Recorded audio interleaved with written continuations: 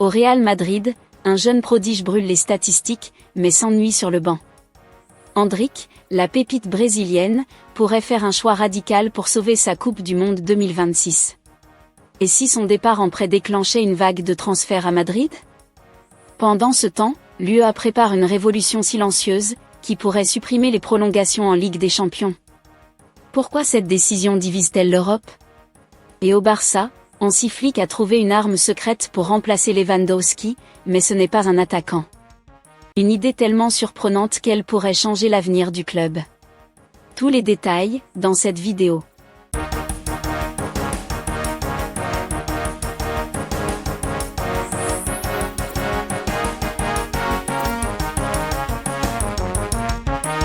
Real Madrid, le dossier Endrick prend une nouvelle tournure. 6e choix dans la hiérarchie offensive du Real Madrid, Endrick veut voir sa situation évoluer et obtenir plus de temps de jeu. Pour cela, il est ouvert à un départ du club sous la forme d'un prêt. La première saison d'Endrick au Real Madrid aura été relativement éprouvante. Arrivé pour 45 millions d'euros l'été dernier, le jeune attaquant a dû se contenter de miettes derrière les intouchables que sont Vinicius Junior, Rodrigo et Kylian Mbappé. Il a pour le moment connu 32 apparitions, toutes compétitions confondues, avec le maillot blanco pour 7 buts inscrits. En 636 minutes de jeu, c'est tout de même un rapport d'un but toutes les 86 minutes. Cette moyenne ferait pâlir plus d'un avant-centre. Mais cela reste insuffisant pour le Brésilien. Tout en répétant sa volonté de rester au club, il veut plus de temps de jeu. Alors que Carlo Ancelotti devrait s'en aller à la fin de l'exercice, Endrick n'apparaît qu'en 6e choix offensif, très loin derrière les autres. Derrière le trio de titulaires, Brahim Diaz est celui qui a le plus tiré son épingle du jeu avec 1298 minutes. Arda Güler vient ensuite avec 1245 minutes. Sur la totalité de l'effectif, l'ancien de Palmeiras est le deuxième joueur ayant eu le moins de temps de jeu. Le seul qui possède un temps de jeu inférieur se nomme David Alaba et pour cause.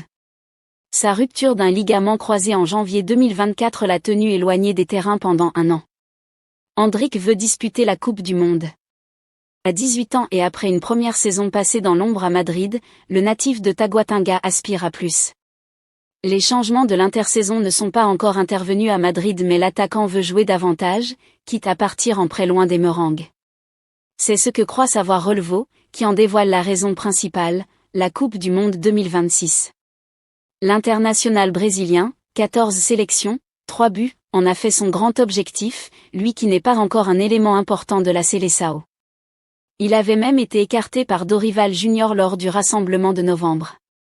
Endrick ne s'en était d'ailleurs pas caché le mois dernier, semant un peu la pagaille autour de lui. Honnêtement, ce qui me préoccupe le plus, c'est la peur de ne pas participer à la Coupe du Monde. Je suis inquiet, parce que mon rêve est de participer à la Coupe du Monde. C'est même difficile d'en parler.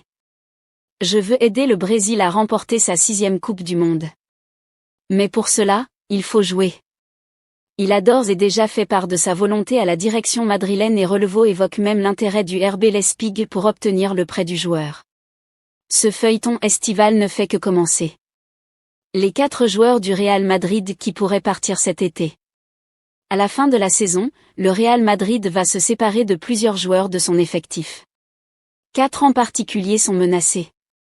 La saison du Real Madrid est plutôt mal engagée, mais tout reste encore possible en Liga et en Copa, avec une finale à disputer ce samedi. C'en est terminé de la Ligue des Champions, mais les 2 clásicos à venir dans les 2 compétitions où les meringues sont encore en course seront décisifs. Après cela viendra la première édition du Mondial des clubs, à un moment où le club madrilène devra faire des choix pour la confection de son affection en vue de la saison prochaine. Sur cette période, plusieurs joueurs joueront leur avenir, 4 plus précisément. Le premier n'est autre que Lucas Vázquez. Décevant cette saison, le latéral droit de 33 ans n'a pas été au niveau d'un club comme le Real Madrid. Son contrat se termine en juillet prochain et il semblerait que les dirigeants n'aient pas l'intention de le prolonger d'une année supplémentaire, comme il le fait d'habitude avec ses joueurs trentenaires. Le deuxième se trouve lui aussi dans ce cas de figure, mais avec un âge beaucoup plus avancé. Luka Modric, 39 ans, il en aura 40 en septembre, est lui aussi loin d'être assuré d'être toujours à Madrid l'an prochain. Comme Vasquez, le Croate avait été prolongé jusqu'en juillet 2025 et en juin comme d'habitude afin qu'il puisse disputer le mondial des clubs. Mais après le tournoi, rien n'est sûr. Le troisième joueur sur la sellette est le latéral gauche Fran Garcia. L'Espagnol est sous contrat jusqu'en 2027, mais il y a des doutes au club sur son aptitude à assumer le poste. Ancelotti l'apprécie et l'a beaucoup utilisé face aux blessures récurrentes de Mendy, mais le fait qu'il lui ait préféré Alaba ou Camavinga dans les matchs importants en dit long.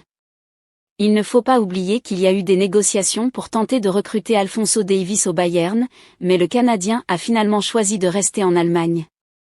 Le Real veut retrouver un latéral offensif, comme Roberto Carlos ou Marcelo. Enfin, le dernier joueur dont l'avenir est très incertain est encore un défenseur, David Alaba.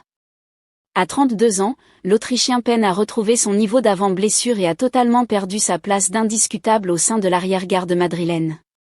Son contrat court jusqu'en juin 2026, mais un transfert à 1 an de la fin de son contrat n'est absolument pas à exclure. Ligue des Champions, l'UEFA veut déjà modifier 3 règles du nouveau format. À peine 1 an après son lancement, le nouveau format de Ligue des Champions devrait déjà connaître un remaniement assez profond, notamment au niveau de la phase finale. Depuis cette saison, la Ligue des Champions a fait sa mue, quittant l'historique format des phases de poule pour une ronde suisse, un championnat où 36 équipes se retrouvaient et disputaient chacune 8 rencontres pour définir un classement ainsi que 24 qualifiés pour la phase finale. Ce format a beaucoup fait parler et divisé avant le début de la saison, mais a souri à plusieurs clubs plus modestes qui ne voient que rarement les phases finales, tels que le Stade brestois, Bruges ou le Celtic Glasgow. Pourtant, il pourrait déjà être révisé dès la saison prochaine, suite aux plaintes de certains clubs, selon Bild. 3 points sont ainsi ciblés comme des priorités par l'UEFA. La première concerne directement l'organisation de la phase finale de la Ligue des Champions. En effet, Arsenal s'est plaint auprès de l'UEFA qu'il disputait exclusivement ses matchs retour à l'extérieur, alors que les Gunners sont terminés à la 3e place de la ronde suisse, avec 6 victoires, un nul et une défaite. Les hommes de Mikel Arteta n'ont ainsi pas obtenu l'avantage du terrain contre le Real Madrid, 11e de la ronde suisse, en quart de finale, ni même contre le Paris Saint-Germain, 16e de la ronde suisse, en demi-finale. L'une des solutions proposées pourrait être de rendre automatique l'avantage du terrain pour l'équipe qui a terminé la mieux classée jusqu'à la finale, comme c'est le cas pour la Coupe d'Europe de rugby. La fin de la prolongation ? Le deuxième point évoqué par Alexander Seferin et l'UEFA va lui beaucoup faire parler. En effet, les instances européennes du football envisagent d'envoyer les matchs qui se terminent à égalité directement au tir au but pour alléger le temps de jeu des joueurs sur une saison complète, dans un contexte d'inquiétude généralisée concernant l'augmentation des blessures. Ainsi, l'UEFA supprimerait la prolongation, et se calerait sur le modèle de nombreuses compétitions nationales européennes comme la Coupe de France dans l'Hexagone, ou encore l'EFL Cup, la Coupe de la Ligue anglaise. Avec le retrait de la règle du but à l'extérieur, il y a quelques saisons de cela, la suppression de la prolongation multiplierait de façon exponentielle le nombre de rencontres se terminant sur une séance de tir au but. Ce serait donc la fin d'une ère assez mythique de buts en prolongation, comme ceux du Real Madrid lors de son épopée en 2022. Cette saison, 5 rencontres retour se sont décidées au tir au but, 3 en qualification et 2 lors de la phase principale, le face-à-face entre Paris et Liverpool, ainsi que le derby de Madrid entre le Real et l'Atlético, tous deux en 8e de finale. Plus d'affrontements entre clubs français en barrage. Enfin, le troisième et dernier changement était celui qui avait fait parler beaucoup de joueurs et d'entraîneurs à l'issue de la phase de ronde suisse, les affrontements entre clubs de même pays. On espère Benfica, le PSG, on les connaît, on les joue assez en Ligue 1. Tant pis. Tu m'as miné le moral. Ça serait dommage de tomber contre Paris quand même, avait déclaré le milieu de Brest Pierre Lesmelou au micro de Canal+ avant le tirage au sort des barrages. En plus de PSG Brest, la compétition a vu s'affronter dès les 8e de finale l'Atlético et le Real, ainsi que Leverkusen et le Bayern Munich. L'UEFA estime que ces types de rencontres ne sont pas aussi attrayantes pour les supporters et les diffuseurs, et envisage donc de réappliquer ces anciennes règles de protection, empêchant les clubs de s'affronter avant les quarts de finale.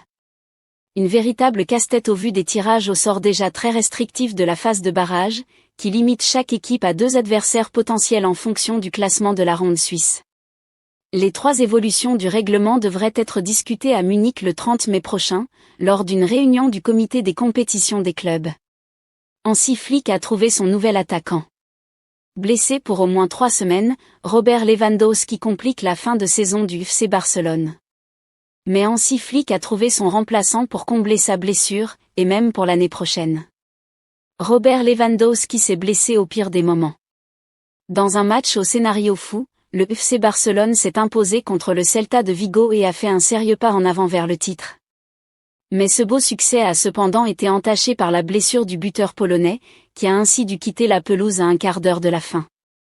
La presse catalane redoute une rupture au niveau du biceps fémoral, qui l'éloignerait des terrains de 2 à 3 semaines et donc pour la finale de Coupe du Roi, voire la demi-finale aller contre l'Inter Milan. Sport raconte qu'une autre option pour le long terme satisfait Hansi Flick, celle d'inclure Dani Olmo dans un rôle de faux numéro 9. Depuis son arrivée au Barça, Hansi Flick avait déjà en tête son utilisation dans différents secteurs de l'attaque, y compris dans ce rôle de buteur. Mais ce n'est pas tout, car Robert Lewandowski n'a seulement qu'1 an de contrat restant et face à un marché des buteurs de plus en plus compliqué, voir Dani Olmo évoluer en 9 est une véritable alternative pour l'avenir pour Hansi Flick. Déjà cette saison, contre le Betis, en Coupe du Roi, ou lors de son entrée contre le Celta de Vigo, l'ex de Leipzig évoluait à ce poste. Sa capacité à attirer les défenseurs centraux et permettre aux ailiers de s'infiltrer dans la profondeur plaît beaucoup à Hansi Flick. Cette option d'urgence pourrait donc devenir une stratégie à long terme, bien que l'état de santé de l'attaquant de 26 ans inquiète et pourrait obliger le Barça à recruter cet été, Dani Olmo ayant manqué 17 matchs cette saison en raison de ses pépins physiques.